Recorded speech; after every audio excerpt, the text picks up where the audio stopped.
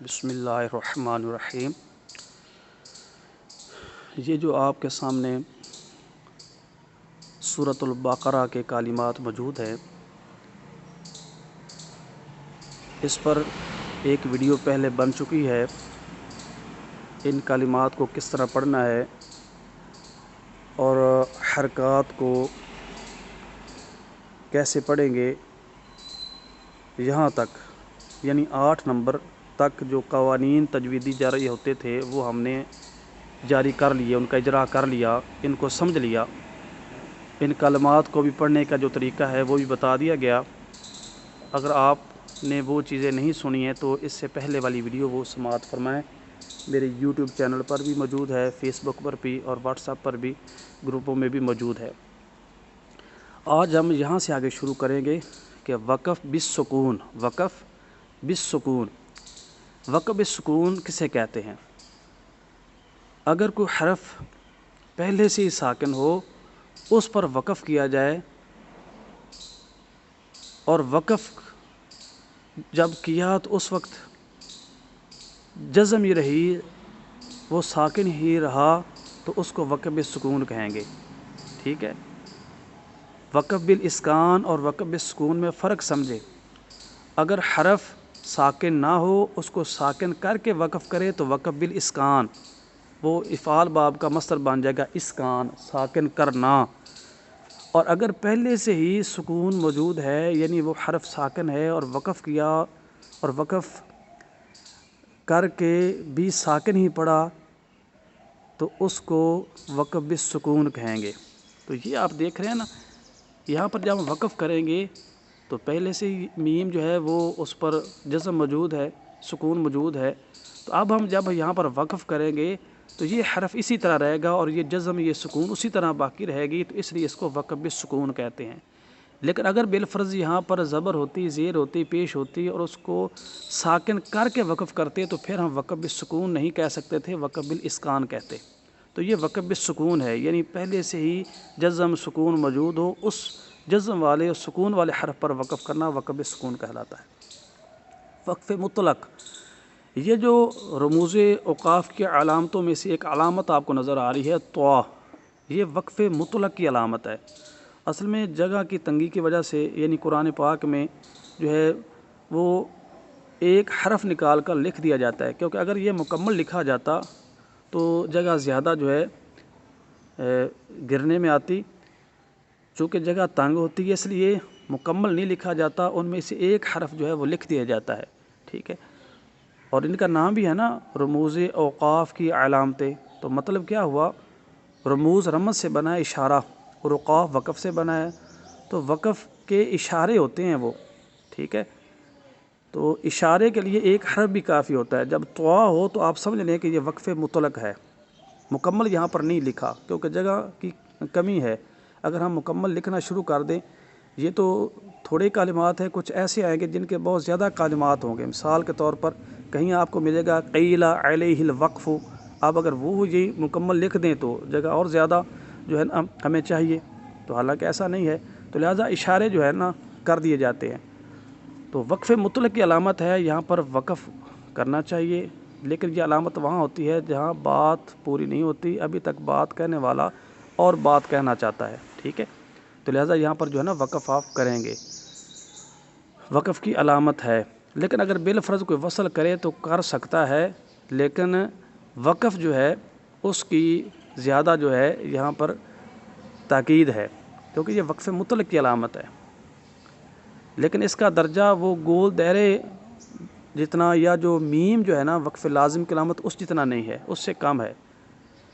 معنی اس سے فاصل نہیں ہوگا، معنی یہاں پر اگر کوئی وصل کرتا ہے تو نہیں بدلے گا۔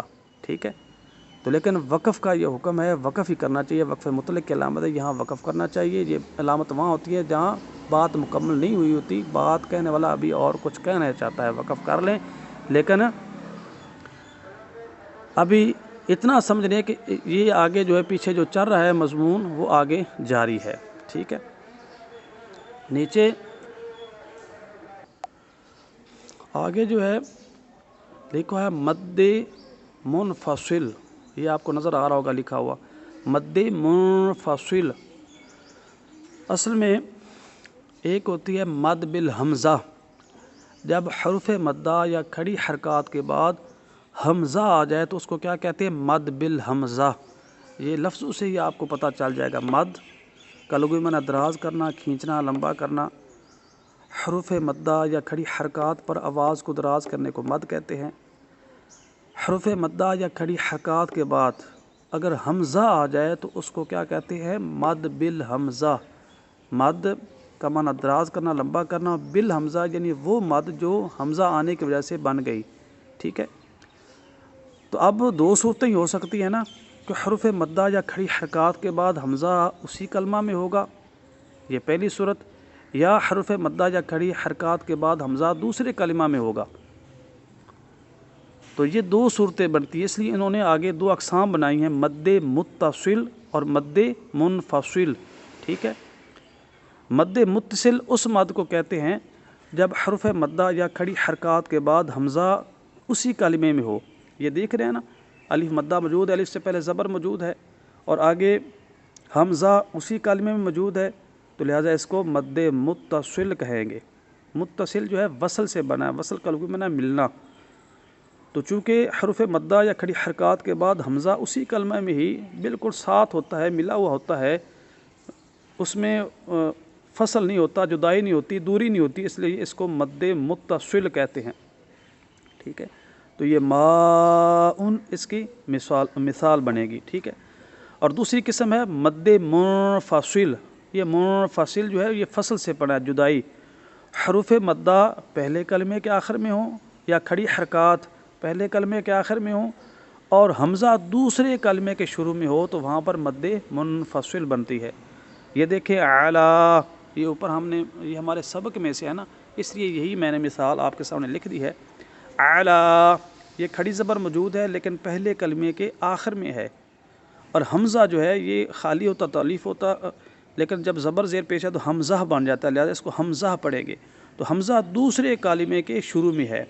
اعلیٰ علیحدہ کلمہ ہے، ابصارہم یہ علیحدہ کلمہ ہے، دوسرے کلمہ کے شروع میں حمزہ ہے، تو اب یہ مد بن گئی، لیکن یہ مد منفصل کہلائے گی، کیونکہ حروف مدہ یا کھڑی حرکات کے بعد دوسرے کلمہ کے شروع میں حمزہ آیا ہے، کھڑی حرکت موجود ہے اور حمزہ دوسرے کلمہ کے شروع میں ہے، چونکہ اس میں فصل ہے، جدائی ہے، اس لیے اس کو مد منفصل کہا، کیونکہ منفصل فصل سے بنا ہے، اور منفصل کا مطلب ہے جدائی والی، اس میں فاعل کا صیغہ ہے۔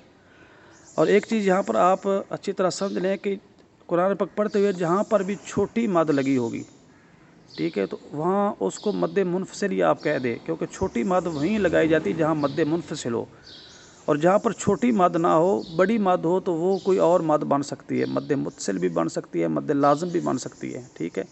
مد لازم کلمی مثقل بن سکتی ہے، مد لازم حرفی مثقل یا مخفف بن سکتی ہے، لیکن وہ مد منفصل نہیں بنے گی۔ چھوٹی مد عام ویسے دیہاتوں میں پڑھتے ہیں نا، تو کہہ دیتے ہیں کہ یہ چھوٹی مد ہے، یہ بڑی مد ہے، تو چھوٹی مد سے مراد مد منفصل ہی ہوگا، لیکن بڑی مد اس کو مد متصل نہیں کہہ سکتے، کیونکہ بڑی مد جو ہے مد متصل بھی بن سکتی ہے، اور بڑی مد جو ہے مد لازم جہاں بنتی ہوگی یا مد لین لازم بنتی ہوگی، تو وہاں پر بھی وہ مد جو ہے نا بڑی والی موجود ہوتی ہے۔ تو بڑی مد جو ہے اس میں بڑی وسعت ہے، ٹھیک ہے، لیکن مد منفصل صرف اس مد کو ہی کہیں گے جو چھوٹی ہوتی ہے، چھوٹی مد کو ہی مد منفصل کہے گا، لیکن بڑی مد اس کو مد متصل نہیں کہہ سکتے، کیوں؟ کیونکہ اس میں بڑی وسعت ہے۔ بڑی مد جو ہے مد لازم جس جگہ پر ہو وہاں پر بھی آ سکتی ہے، مد لازم پر بھی آ سکتی ہے، اور اسی طرح مد متصل پر بھی آ سکتی ہے، اس میں اور افراد بھی شامل ہوتے ہیں۔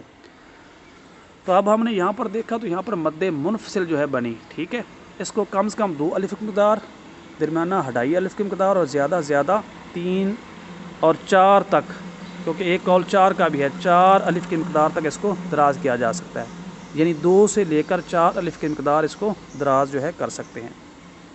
آگے جو ہے قلقلہ آپ کے سامنے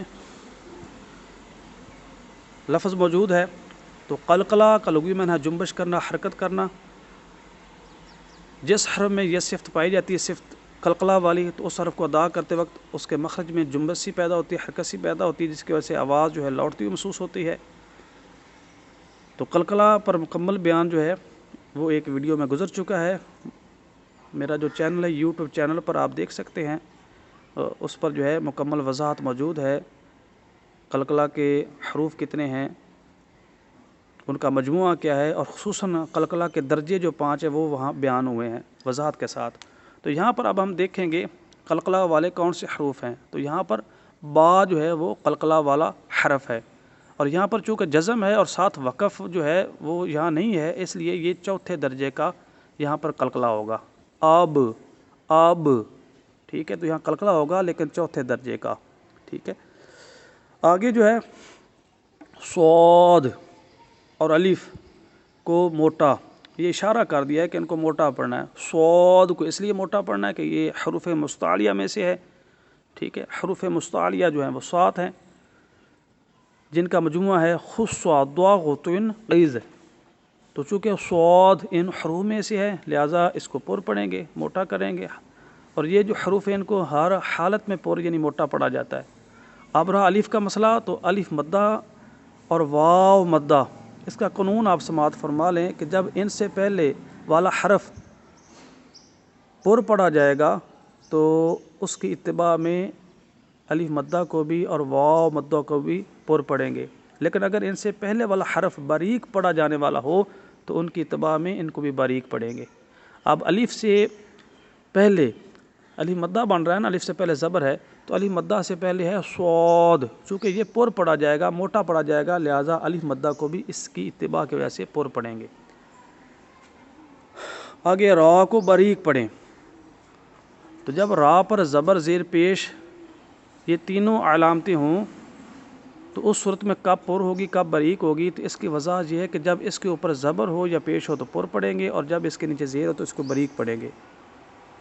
تجوید کچھ حالوی میں را کی جو ہے نا مکمل وضاحت موجود ہے۔ را ساکنہ کب پر پڑھی جائے گی کب باریک پڑھی جائے گی، را متحرکہ کب پر پڑھی جائے گی کب باریک پڑھی جائے گی، را مشددہ کب پر پڑھی جائے گی کب باریک پڑھی جائے گی، را منونہ کب پر پڑھی جائے گی کب باریک پڑھی جائے گی، را اشباعی کب پر پڑھی جائے گی کب باریک، ٹھیک ہے۔ اسی طرح را موقوفہ کب پر پڑھی جائے گی کب باریک پڑھی جائے گی، تو یہ کافی وضاحت کے ساتھ آپ کو تجوید کچھ حالوی میں مل جائے گا یہ بیان، ٹھیک ہے۔ تو یہاں پر چونکہ نیچے زیر ہے لہذا اس کو باریک پڑھیں گے۔ عین اور صاد کو درست ادا کرے، تو یہ پچھلے سبق میں بھی گزر چکا، اس کی آواز نکالیں گے، اگر صحیح آواز نہیں نکالیں گے تو وہ حمزہ بن جائے گا، ٹھیک ہے۔ اعلیٰ، اعلیٰ، عین کی آواز نکالیں، یہاں پر بھی آواز نکالیں گے، یہاں پر بھی آواز نکالیں گے۔ اسی طرح اس کا بھی خاص خیال رکھیں، اس کو پر کریں گے، سیٹی کی آواز بھی آئے اور پر بھی ہو تو یہ ٹھیک ادا ہوگا، اگر سیٹی کی آواز آئی اور پر نہ ہوا تو یہ سین بن جائے گا۔ تو ان کا جو ہے نا آپ نے اچھی طرح، اور ان حروف کو نا قریب الصوت حروف کہتے ہیں، ٹھیک ہے، جن کی آواز ایک دوسرے سے ملتی جلتی ہے، تو ان میں فرق جو ہے صفات کی مدد سے کریں گے اور مخارج کی مدد سے کریں گے۔ آب صاریہم، آب صاریہم، یعنی اس طرح کر کے پڑھیں گے۔ تو یہ آج کا سبق تھا جو 2 ویڈیو میں مکمل ہوا، ایک ویڈیو پہلے بنی وہ بھی آپ مکمل سنیں، اور ایک جو ویڈیو اب بنی ہے یہ دوسرا حصہ ہے، یہ بھی آپ مکمل سنیں۔ جب دونوں ویڈیو سنیں گے تو انشاءاللہ کافی فائدہ ہوگا۔ اس کے باوجود انسان ہوں بشر ہوں غلطی ہو سکتی ہے، اگر کوئی کمی بیشی ہو گئی ہو یا کسی چیز کی آپ کو سمجھ نہ آئی ہو تو آپ مجھ سے رابطہ کریں، اگر غلطی ہے کمی بیشی ہو تو اصلاح فرمائیں، اگر کسی چیز کی سمجھ نہیں آئی تو وہ آپ مجھ سے پوچھ سکتے ہیں۔